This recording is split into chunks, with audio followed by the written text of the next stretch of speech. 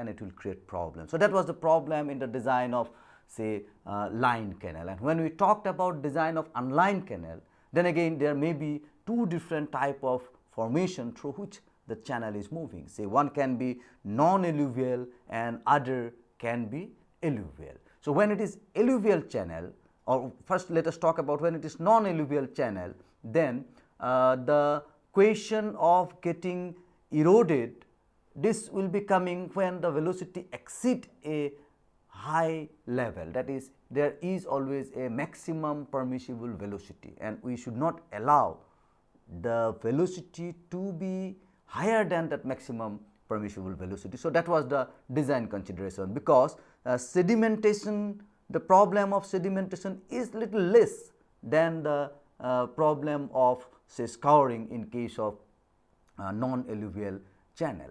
But in case of alluvial channel, and of course, we did discuss about that earlier, and in case of alluvial channel, the problem is much more than the design of non-alluvial channel, because in alluvial channel, as you can see that there is a problem of scouring of the channel by the flowing fluid, as well as there is the problem of sediment deposition in the channel.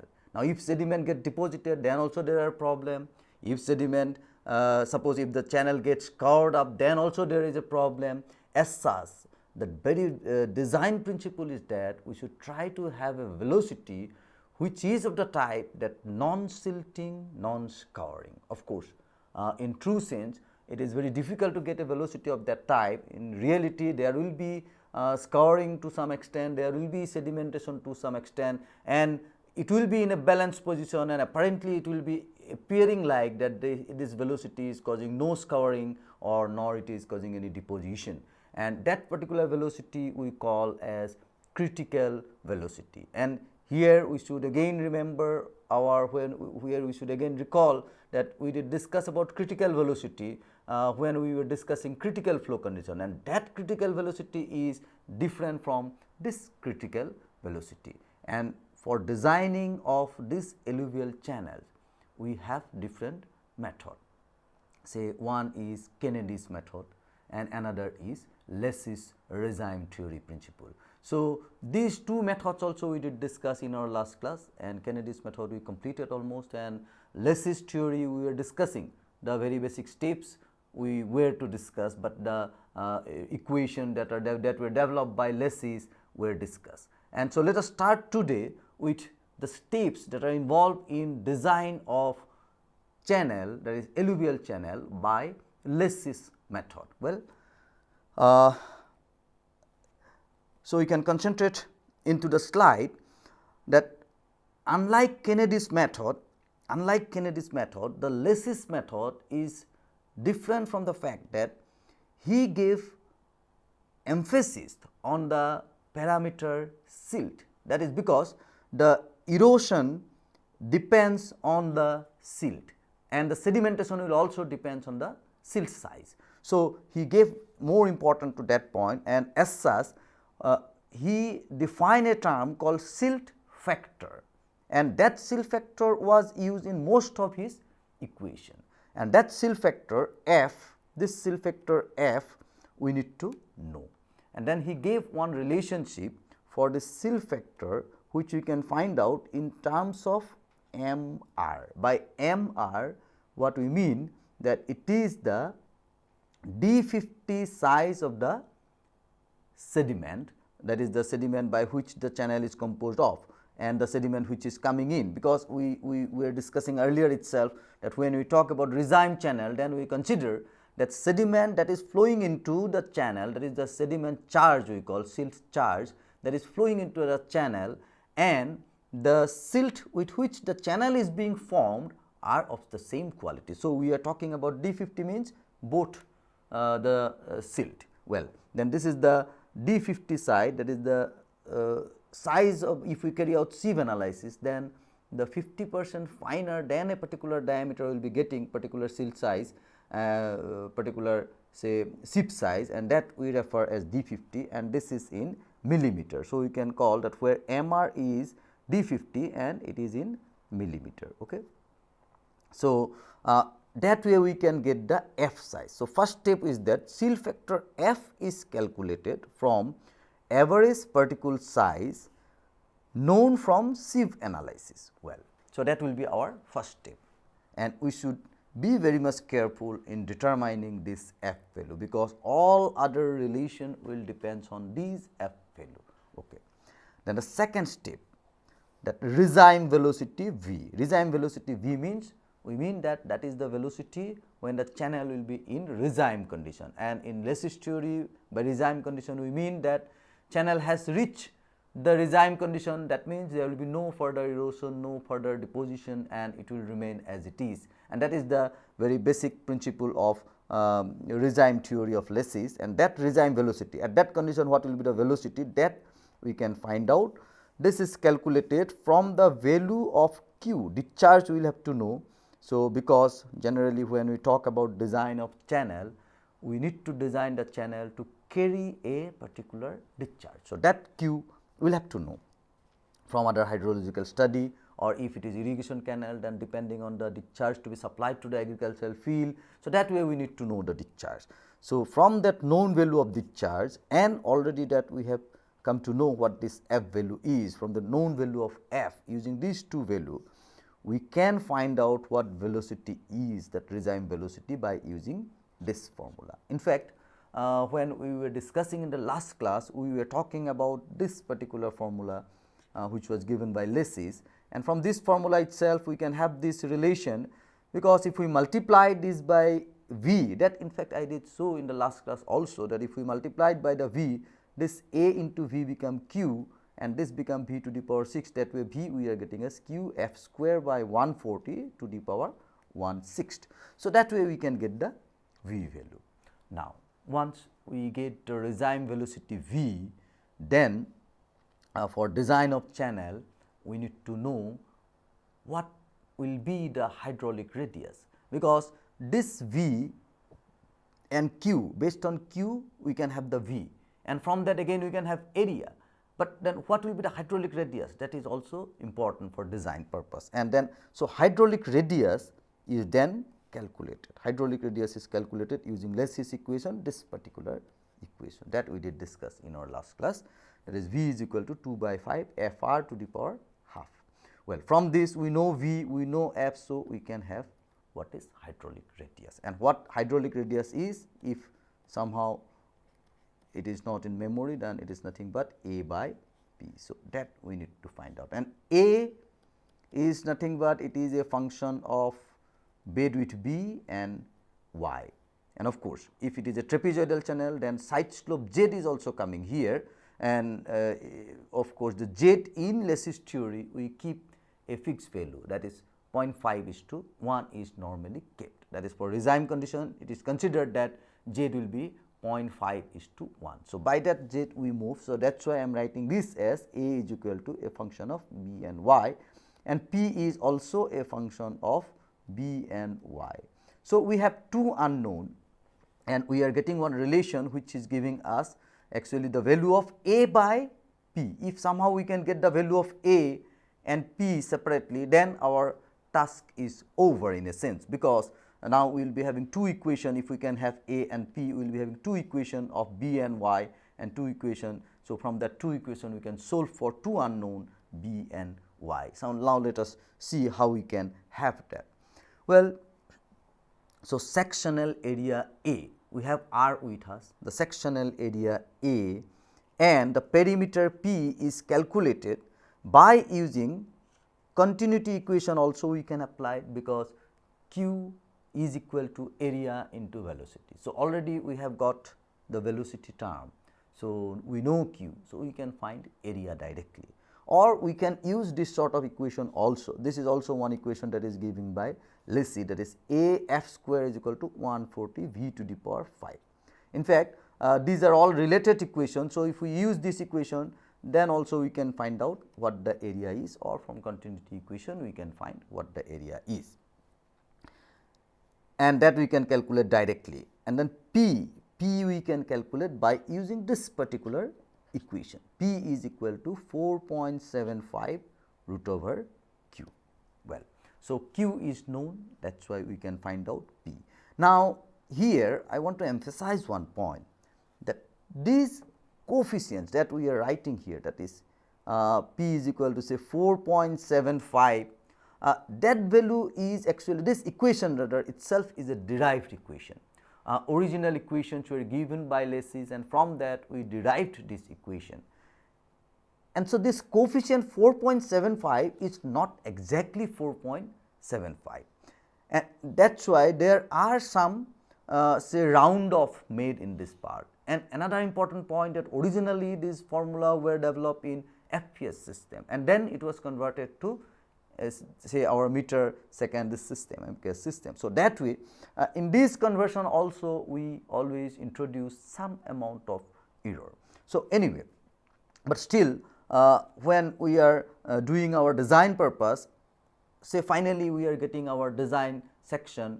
I mean, why this is not that important, again I would like to say that point, because suppose practically we are designing a channel and we are getting our channel dimension as say width is suppose 3.39 or 3.38, something like that, then people will prefer to have a width in practical condition. If you go to the field to make a channel of width 3.38 or something like that, it is very difficult. So, what will be made? It will be made say 3.5 rather than making 3.38 or 3.39 or 3.34 even. So, people can go for 3.5 meter. So, that way always we will be rounding up our design dimension at the end. So, if we round up here itself by small amount, that is not making that much harm, or that is not making gross difference in our ultimate result. And so, we use this equation. So, P is equal to 4.75 root over Q is the equation which is used for calculating the perimeter. Now, after calculating the perimeter, after having the area, what we can have now, that from the known value of P and A, this depth and width of the channel can be computed directly. So, that is one advantage. Directly means here again we need to know one point, that we are calculating it directly considering side slope as 0.5:1, which is generally taken from the concept of Resign channel, and that was suggested. So, by taking this as 0.5:1, we can calculate our dimension of the channel well. So, what is the advantage or computational advantage in this particular method till now what we have done, that in Kennedy's theory, if we remember, we had to go for trial and error procedure.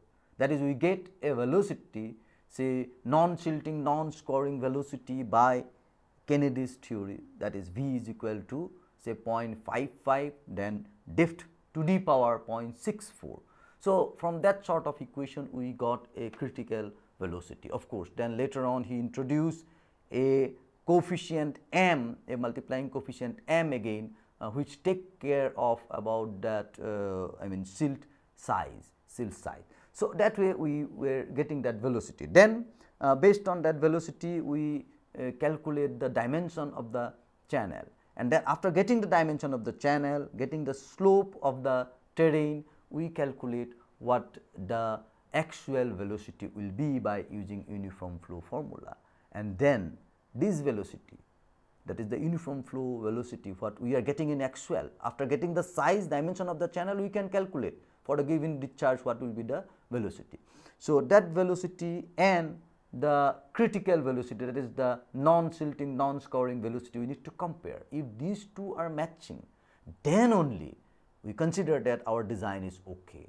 Otherwise, we need to repeat. We should consider another depth, another critical velocity we will be getting, then that trial and error procedure we need to continue.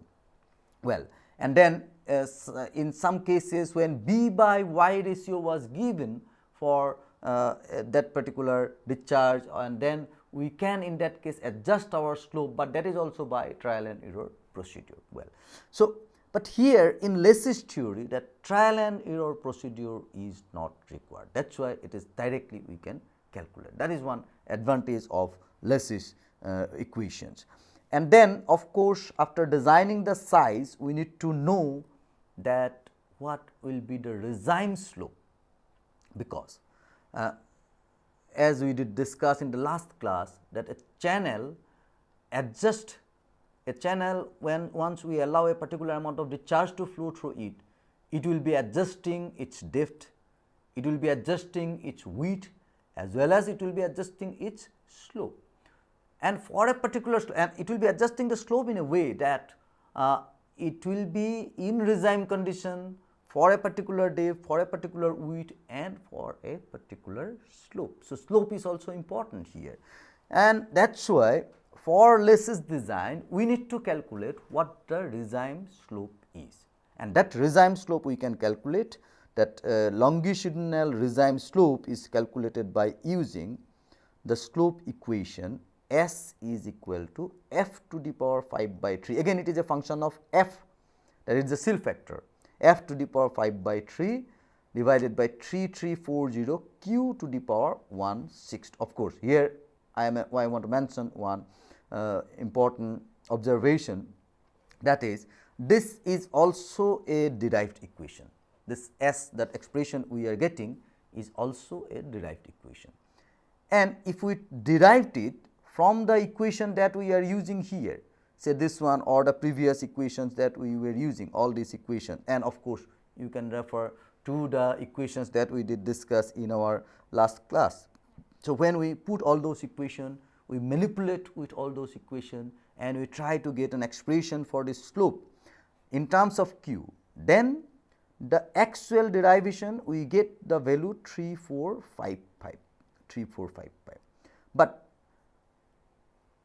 the value in place of 3455, this equation in the equation of slope, people normally use the value 3340. They used to use this value rather 3340, and now when we calculate, when we derived it with the value or the coefficient for other equations that we are getting in our MKS system, and then we try to get the value, we get 3455, but still people are using this value, because with this value people could get I mean a good result earlier. And there is another point that as I did mention, due to unit conversion we are in rounding of these equations, now what we are using, there are some difference in the coefficients, and then when we use this value, then this value may have some difference. And of course, one point if we notice here, then it is that q to the power 1/6, and then we are dividing by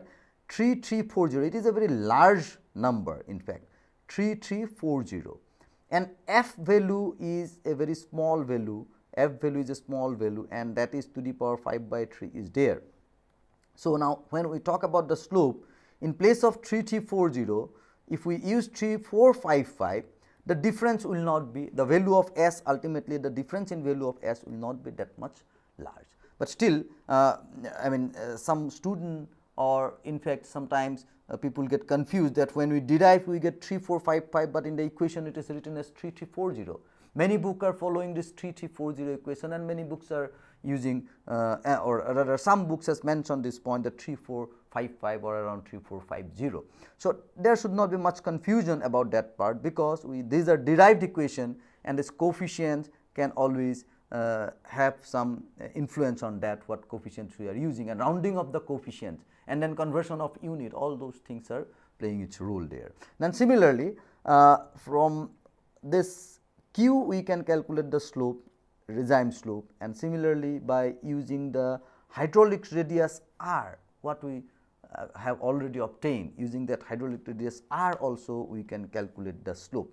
So, both the equations will give us same value of slope, and then this slope we need to have. Now, the problem is that in the terrain, if we do not have that slope, suppose in the terrain the condition is like that, we cannot have that slope, then there is a problem, we need to manipulate that. What we need to do, say if it is a very steep one, then we have to flatten it down, or we may have to take the channel, suppose in this direction the slope is very steep, then say we can, suppose let me draw a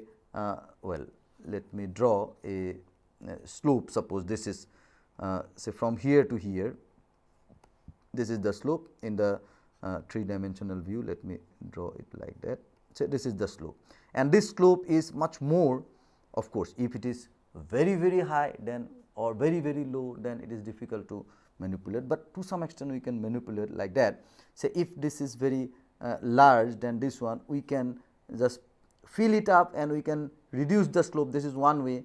Another way is that if we take the channel like this, then our slope will be reduced, slope will be flattened, because from the elevation here, suppose it is 100, here suppose it is 90, then the difference of elevation is 10 meter suppose, and from here to here distance, if we go by a straight path, our distance our slope will be more. If we go by a curved path, if we increase our length, then slope of this channel will be reduced. Of course, making a curvilinear channel and a longer channel will be costlier. So, in many a time we need to compromise with this particular value, and then we may not achieve this value in practical situation, but still we should try our level best, so that we can have all this value as suggested by the formula, and so that we can really have a regime channel. Well, then after that, let us see, we have discussed this Kennedy's method, where we consider a critical velocity, and then we have discussed about Lecis method also, and where we have seen that how using the principle of regime channel we go for design of channel. But in these methods definitely we have lots of drawback, and in fact if we use Kennedy's method, if we use Lecis method, our design dimensions are different. So, now people get confused that which should be used. That of course will depend on experience, and in a particular region, suppose one formula designed by one relation is giving better result, then we should go for that particular method. And the more the information we have when we want to take care of the silt value, then more the information we have about the silt factor, then we should use that, we should go for the formula which is considering more that silt factor value, that is the Lecis theory. Well, but still what are the limitations it have, or what are the drawbacks it have? Well, drawbacks can be many, but we are putting here, or we will be discussing some of the drawbacks which are important.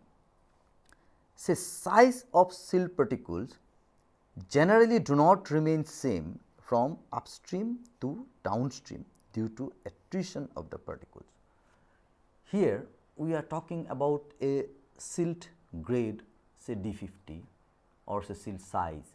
Now, that silt size, even in fact if D50 is remaining same, but the distribution of silt in a mass of silt, if we collect, the distribution of silt size means the gradation of silt, that may not remain same, because when the silt is flowing from upstream to downstream, the silt, there is attrition, there is abrasion of the silt particle, each silt are getting say in touch, and then there will be abrasion, attrition, and that way the size will be reducing gradually. I mean, if we see in a large dimension, say in a river, that will be making our point more clear. In the large dimension, if we see in a river, say at upstream when we are in hill portion, the silt, I mean this, then the we do not call it as a silt, but the bed materials are say boulder, large size boulder, and then when these are rolling down because of attrition, abrasion, these are disintegrated, and then when we are coming to the plain size, then even in upstream our sediment size will be little larger. Then as we are coming further downstream, our sediment size is getting reduced, and finally it will be coming to, when it is going near the sea in a river, it will be very fine silt. So, like that this is sediment size gradually reduces. Now, when our in a canal system, if the canal is of quite longer dimension, then silt what is entering and what is going out, there will be definitely different. Not only silt entering and going out, the bed material that is forming at the upstream and at the downstream, this will gradually it will change. But we are considering for the design purpose, we are considering one silt grade, and still we are not taking that silt grade very precisely, we are taking this just the D50 size for having the F value. So, this is one of the drawback. And then another is that effect of say evaporation and seepage are not considered. That can sometimes become significant in some of the canal system. That we are considering this is the discharge, but in some canal system when it is wide enough, the evaporation is quite significant. And then suppose it is carrying some sediment, evaporation loss is there, so sediment concentration will increase. Similarly, another loss, that if the formation is quite permeable, then there may be huge seepage loss. That is, by seepage from the canal, the water may percolate into the ground, and then also discharge is reducing. And then when discharge is reducing, this water was carrying some sediment. So when discharge is reducing, sediment is not reducing. So sediment will be getting deposited at some point somewhere, and so or rather we can say that sediment concentration is increasing. So those aspects we are not considering at all in the design purpose. And then these theories do not precisely consider silt grade and silt charge. Well, silt grade, as I have already explained, by silt grade what we mean, the gradation of silt we should know. Say well graded silt means that is in that silt there are say silt size well distributed, means starting from smaller to bigger dimension it is there.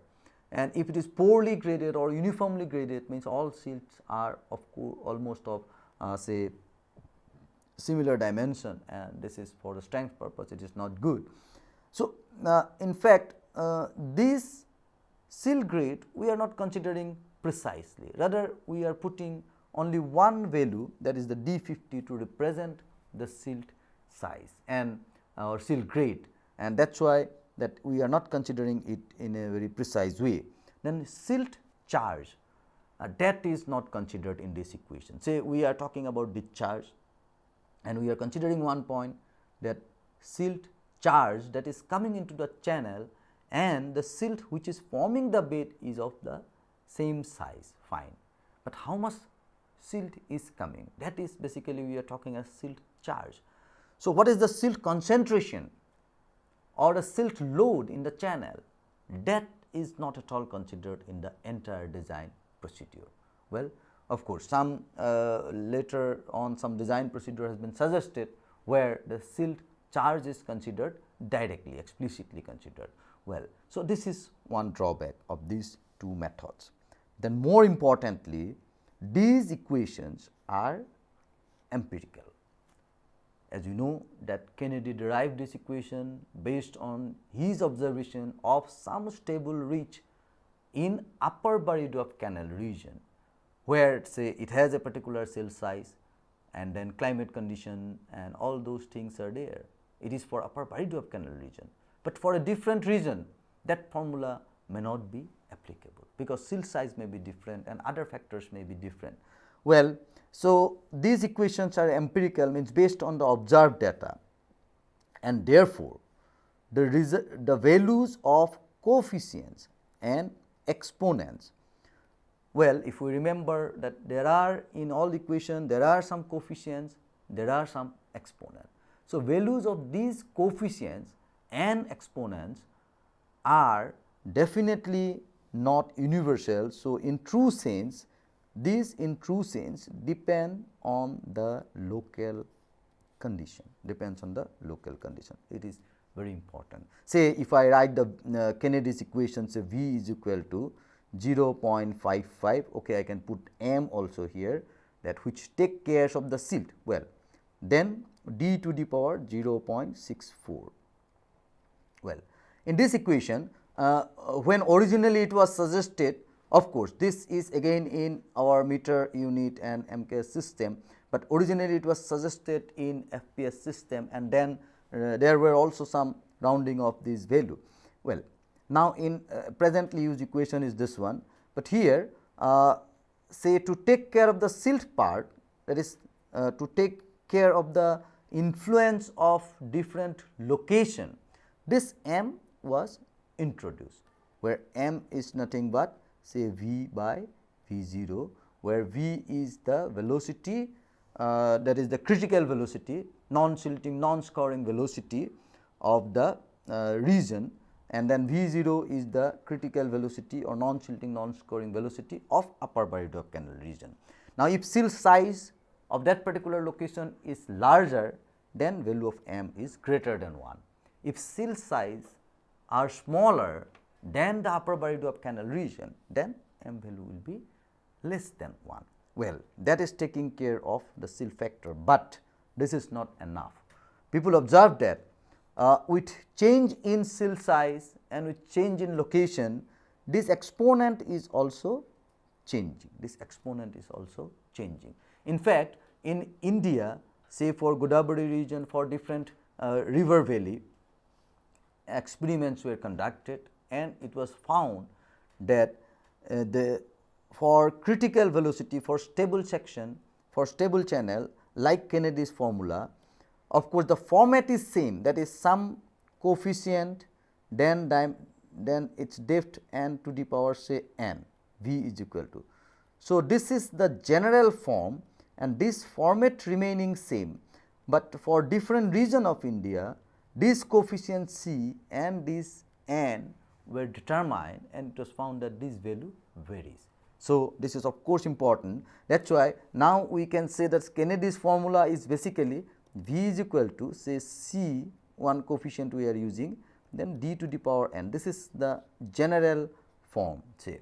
Now, in this general form, this n and C, if we determine ourselves by observing some stable reach of our region, that is of a particular region, and that equation will be more reliable for that particular region, rather than using this Kennedy's equation directly. And of course, the basis of this form is obtained from Kennedy's formula. Similarly, in Lesch's equation also we have several coefficient and several exponent.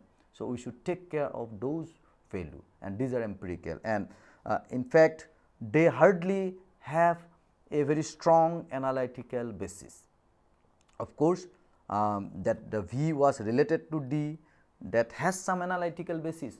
When he observed that, he found that okay, this erosion is occurring because of the vertical eddies, which is more prominent along the depth only, width is not that important. So, that way he tried to relate these things, but still these later on he himself realized that no, B by D ratio should be given, B has influence on that. Well, that way these equations has that sort of limitation, analytical basis is not there, and that is why later on that people tried to develop one method, and nowadays this method is used for design of alluvial channel. In fact, Indian code also suggests this method, that is the tractive force method of design of alluvial channel.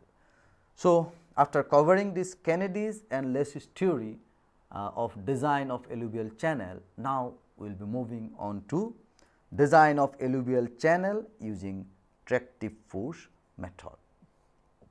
Well, now we need to know what is basically tractive force. Well, so tractive force is the force exerted by the flowing liquid on the perimeter. Perimeter means basically why it is being written as perimeter, or why I am writing it as perimeter. Say we should not say that it is the exerted by the fluid on the sediment or soil, because sometimes the perimeter may be consisting of something else, but still the flowing fluid will be exerting a force, drag force on the side of the channel. And if sediment is there, if soil is there, if it is an unlined canal, we are talking about of course alluvial channel, then in alluvial channel the drag force will be exerted on the soil particle of course. So, that is called as tractive force. Now, what that force, that means when a fluid is flowing through a channel, then what is the drag force, or where from it is coming? That is basically the force that is governing the flow, or the force due to which the fluid is moving, and that is nothing but the component of gravity force acting in the direction of flow. So, we can say that in uniform flow it is equal to the component of gravity force in the direction of flow. So, that is what the tractive force, but for the design purpose or for developing the concept of design of alluvial channel by tractive force, we need to know about another term, that is called unit tractive force, or so that unit tractive force is also called shear force or drag force. So, unit tractive force means tractive force per unit area.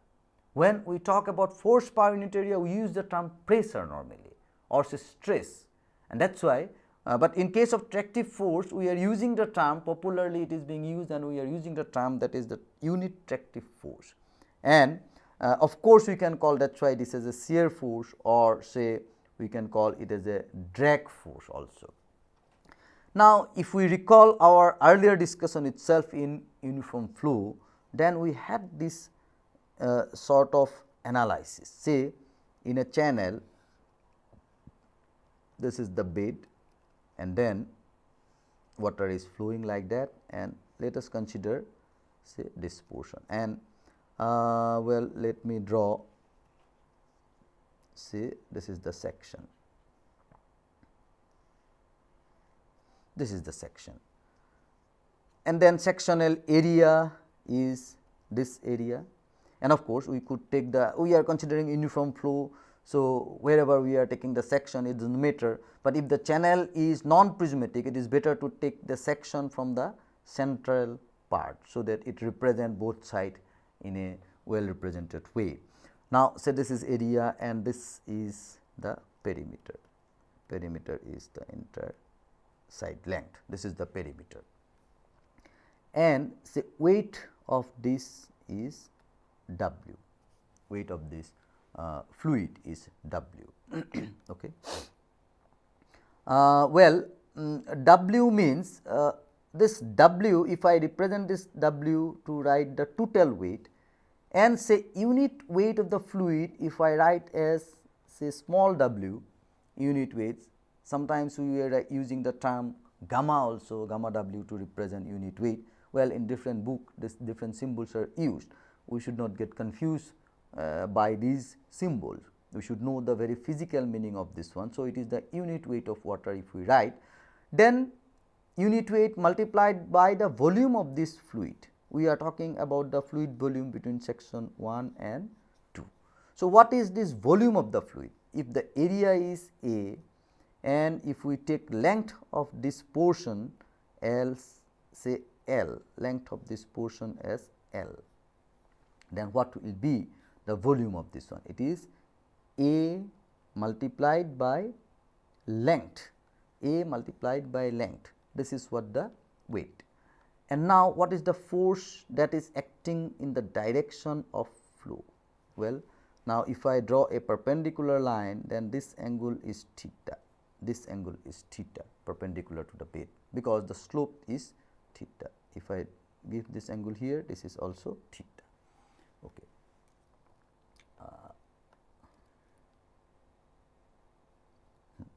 Well, so if this is theta and if it is W A into L, then this force will be, that is, which is basically, because the flow movement is in this direction. So, this force will be equal to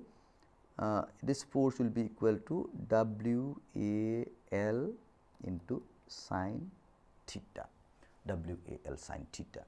Well, now for very small value of theta, generally this canal system in agricultural field when we design, then these are normally not having very steep slope when you talk about plain area, and then this theta, because of course this slope always remain generally small, because we are talking about this part we are doing for design of alluvial channel, and in that case in alluvial channel it will be normally in the river valley, and that way the slope will not be very high. But of course, if we go for, if we talk about agriculture in hill somewhere there, and in that case this soil will not be alluvial, and as such we are not talking about design of this sort of canal. Well, that design concept will be different, because the soil will not be alluvial channel at that point. Well, so for small value of theta, what we can have WAL sin theta, this for small value of theta we can write, for say small value of theta we can have sin theta is approximately equal to theta. And what this theta is? Theta is nothing but the bed slope S, bed slope S. So, what we can have, if this force is written as F, if this force is written as F, so what we can have, that F is equal to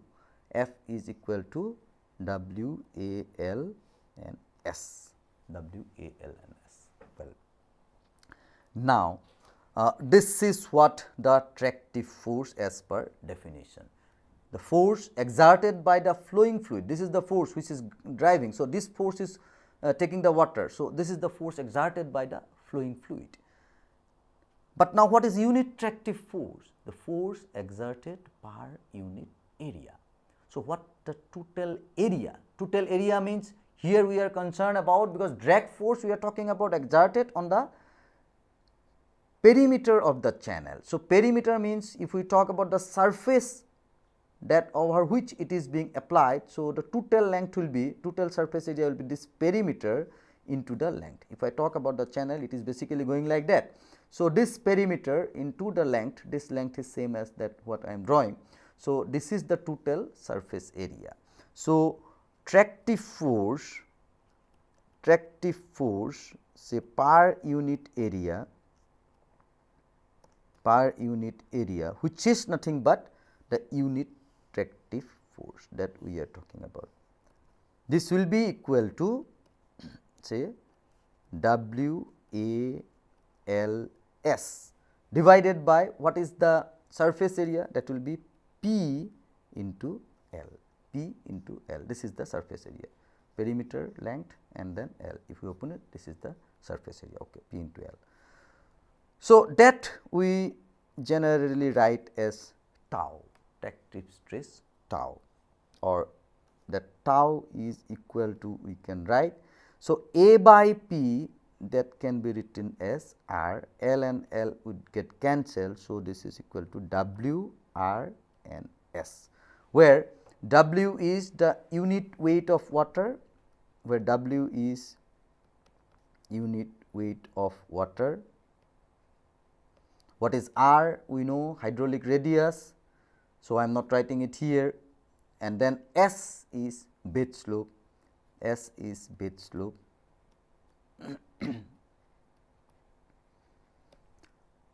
And R is hydraulic radius, okay, hydraulic radius. So, we are getting that tau is equal to W R S is our relation. And now, for a very wide channel, if our channel is quite wide or canal is quite wide, then as we know, for wide rectangular channel, this R can be represented with least error as depth y. Well, so that we did discuss earlier. So, this tau for wide rectangular channel, for wide rectangular channel,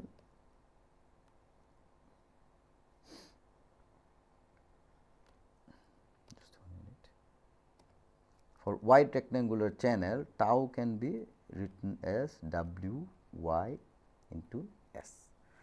So, this is a very important relation and will be used for is a basic equation rather for design of channel by tractive force method. Well, now let us proceed with this idea that tau is equal to W y S. This is the shear stress. Of course, it will not be exactly equal to W y S, and what that shear stress, that is also important. Now, we are having the shear force and then we are dividing it by the entire area, as if the value what we are getting is say equal in all the surface area. That is, we are considering that it is the average shear stress. So, because shear stress actually may be different, suppose when the water is flowing, this water is flowing through the intersection, and it is well understood that shear stress exerted at this point and maybe at this point will not be equal, that will be definitely different. But this value we are getting by dividing the total shear force by the entire surface length, and that is why we are considering this as average shear stress, and actual shear stress will of course be a little less than that and will be having some variation. So, distribution. Now, one more important point is average shear stress we are getting, but for design purpose we should know distribution of this shear stress, whether it will be really uniformly distributed over the surface or it will be distributed in a different way. So, we are talking about distribution of shear stress. Shear stress means tractive force we are talking about, and this tractive force means again we are talking about tractive force per unit area, that is unit tractive force. Okay.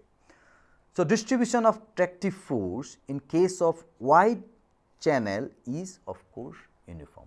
If we are getting a very wide channel, then as we are writing here that tau is equal to Ws, perhaps we can use this relation and we can consider that it is uniform anywhere, everywhere.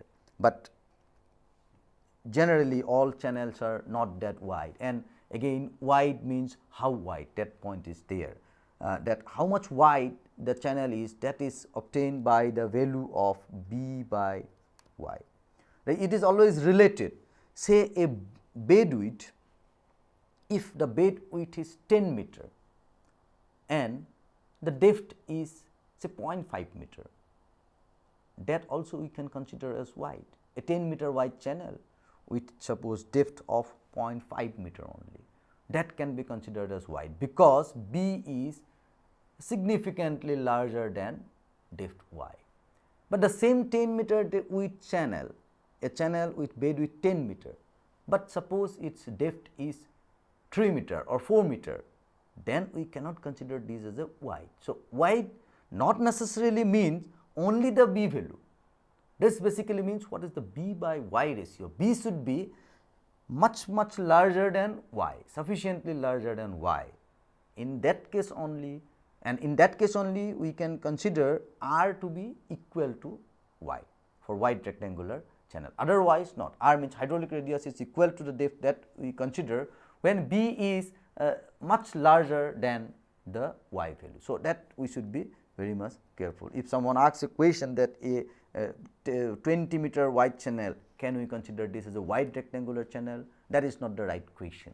You will have to ask that if B by Y ratio is this much, can we consider this as a wide rectangular channel? Well, so that part we should be careful. But for wide channel, this tractive force distribution is generally when this ratio is becoming say 10 and more than that, it is becoming, we can consider this as a wide channel, and for this wide channel we can consider this to be uniform. Tractive force distribution can be considered uniform. Now, United States Bureau of Reclamation. So, they studied the distribution of tractive force in trapezoidal channel, in rectangular channel and in triangular section. In fact, they conducted lot of experimental study, and to have this value you do not have any other way out than to carry out experimentation. They of course conducted some other study using say numerical technique also, but their basis was experimental, and then they conducted lot of experiment to have idea on distribution of this tractive force. And here the name of Olsen and Fleury in 1952, they are important. Of course, they are not alone, along with them other engineers were working, and they compiled their study as well as study conducted by other people, that all study conducted in USBR that were compiled and they gave the tractive force distribution for typical trapezoidal channels based on membrane analogy study. Based on a membrane analogy study, I do not want to go into detail of that particular study here right now, but we need to know that based on their study they gave a distribution of tractive force. That distribution means how actually tractive stress will be varying along the perimeter. So, that distribution they gave, and let us see how this distribution occur. And of course, they did it for different type of channel, different type of trapezoidal channel, means say trapezoidal channel with side slope something, I mean maybe 1:1.5, they conducted some experiment. With side slope 1:2, they conducted some experiment. With rectangular channel, they conducted some experiment. So, like that they conducted several experimentation, and then for all those different side slope, again they considered what is the B by Y ratio, as we were discussing, that is very important factor. So, for say B by ratio 5, then say 10, 6, 7, for different 1, 2, even starting from 1 to 10, they conducted different experiment, and then they got those value, and let us see how these variation occur. And they gave, I am just drawing one, that is, and which is available in different books also, that is for a section B by Y ratio is 4 and Z is equal to 1.5:1, 1.5 horizontal to 1 vertical. So, that channel if we draw, it is like that. Okay. So, this side slope is like this.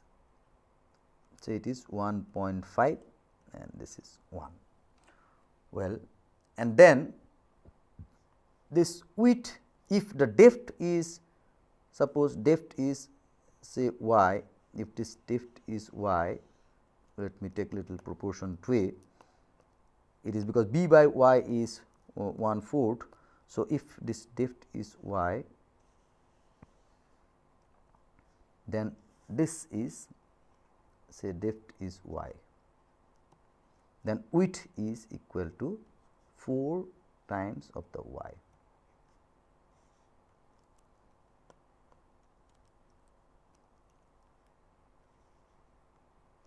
This is the bed width, and this is nothing but our actually B value.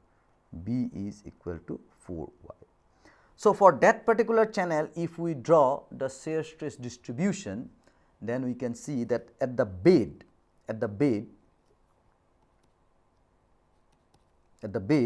the distribution is more or less uniform. It goes like this, distribution is more or less uniform. Well, we take a different color so that it become more distinct. So, this is the channel and the distribution is more or less uniform.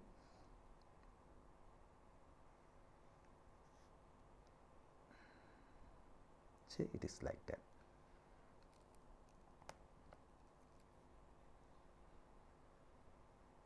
Okay. And this maximum value of this particular distribution is obtained as 0.970 into WYS.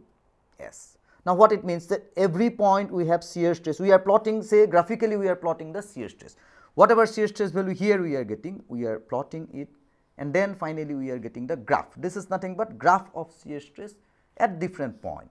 Well, at different point we are getting, say at this point the shear stress value is this much, at this point the shear stress value is this much, like that at different point we are getting shear stress value, and then maximum value what we are getting at this point is 0.970 WYS. W means this is omega YS, unit weight of water, fine. Now, so this distribution says that although in our analysis earlier we were getting, if we refer to this one, that is we are getting shear stress is equal to WYS, but here we are getting it as say 0.970 WYS, of course almost equal to WYS, but it is 0.97, almost equal to 1. So, at bed we are getting. Now, what about the side? Inside shear stress distribution is not like that. Obviously, this part of soil or the surface, here the depth is less, and that is why the shear stress will also be less, but here it is increasing, and shear stress distribution is, if I plot the graph, it will be maximum somewhere here, it will be 0 here, and then here we will be having some value, and then as such the distribution will be like this. Shear stress distribution will be like this. If I plot it, plot the value like that, and the maximum will be somewhere here, and that maximum shear stress at the site, that is equal to 0.750 WYS, writing up to say 3 decimal place, we can write like this. So, there are similar distribution we will be getting here also, similar distribution we will be getting here also. So, this is not uniform, this is not uniform, and that value is also say 0.750 WYS. Now, say we have some idea that how the shear stress is getting distributed on the side of the channel, and for design purpose, we are concerned about the maximum shear stress to which the channel is getting subjected. That is, if we need to make our channel safe, then we should see that at this point this is the shear stress it is getting exerted, and on the side this is the shear stress it is getting it is being subjected. Now, whether we will be going for this shear stress for design purpose or this shear stress, which one? Again there is another point, that bed material, if we just imagine on the point that when the material is on the bed, that shear stress required to move this particle will be more than the shear stress required to move this particle from this particular point, because this is in rest, because it has its weight, say submerged condition. So, it has submerged weight, it has some friction. So, the force must be sufficient to move this particle by overcoming those forces. Here also it is there, but it has a, it is in the slope. So, its weight of the particle is here, and it has a component in this direction that will also try to move it in this direction. So, that way this shear stress required for moving is also less here, and then of course, we will be coming to that discussion in detail in our next class, but we should know one point, that the shear stress required to move this particle is less here, and that is why initially the design is started from the side slope side shear stress consideration, tractive stress consideration, and then we check whether it is safe for the bottom or not. Well, now this is what I have drawn for only one size of the channel, only one size of the channel, that is 4, where B by Y ratio is 4:1. But the channel, they conducted experiment for different time, and then for our actual design purpose also, say only with this we cannot say that this is enough for us for our design purpose, but there may be channel, and say if we go for B by Y ratio very large, then sometimes it may not be the channel which we require, and then it may be quite large for our required section. So, say depending on the discharge that need to be carried, depending on the discharge that need to be carried, our this B by Y ratio may be small. If the discharge is large, our B by Y ratio will also be large. So, that way finally, this USBR, here I am just showing the distribution, and these are all we are talking as, say this we can write as tau S maximum, so maximum shear stress at the site, and this we can write as say tau B max, that means out of all stress bed it is the maximum. And then for different B by Y ratio, they gave some graphical plot for the side shear stress and for the bed shear stress. For the bed shear stress and for the side shear stress, they gave a graphical representation for all these different B by Y ratio, and just the format of the graph is like that. Say these are popularly known as USBR curve for tractive force development, for tractive force analysis. So, they plotted B by Y ratio in this x axis, and then on the y axis they gave unit tractive force in terms of say WYS. that means this value, suppose it is 0.6, it means suppose for a particular b by y ratio 2, if we have, there will be some curve, we are not having the curve. In the next class we will be drawing those curve, how these curves comes, and then finally we will be seeing that for how these curves help us in getting the value of side tractive force, and that is suppose for a particular point, if we are getting say for 2 b by y ratio we are getting a point here, then this will indicate that the shear stress at the site will be say 0.6 WYS. And similarly for say tractive force at the bed also they gave a series of curve, and using those series of curve we can have the tractive force for different size of channel, and again for different side slope.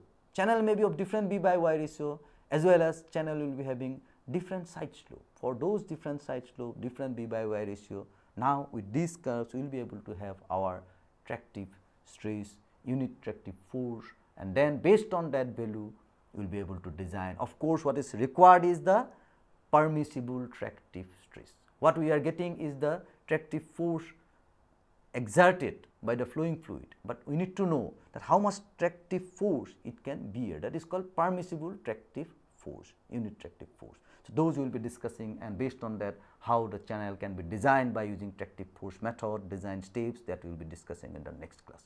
Thank you very much.